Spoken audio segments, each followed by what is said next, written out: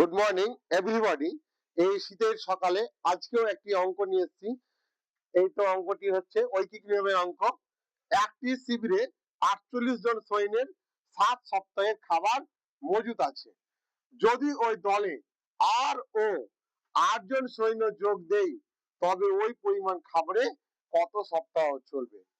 মানে যে পরিমাণ খাবার আছে যতজন সৈন্যের ততদিন চলবে। এবার আরো ওই দলে 8 জন লোক বা জনসংখ্যা আবার আসছে, তার জন্য কি করতে হবে, 8 ওর সাথে যোগ করতে হবে।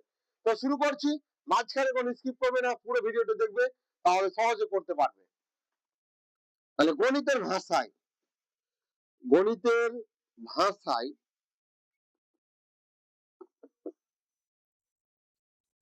সমস্যাটি হলো, কি আছে প্রথমে, সৈন্য সংখ্যা। একদিকে সৈন্য সংখ্যা লিখে দিলাম, সৈন্য সংখ্যা,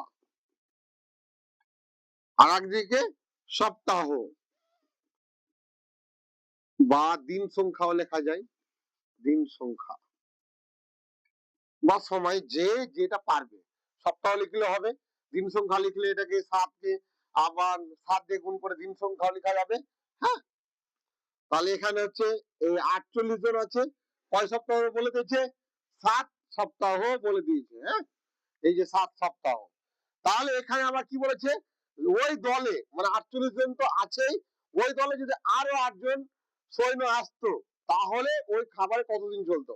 তাহলে এই যে 48 যোগ হচ্ছে 8 সমান কত, 56। এই 56 জন যদি খায় ওই খাবারটা কতদিন চলবে আমাকে এটা বের করতে হবে। তাহলে যেহেতু ঐকিক নিয়মের অঙ্ক, সঙ্গে সঙ্গে শুরু করে দেবো। এই 48 জন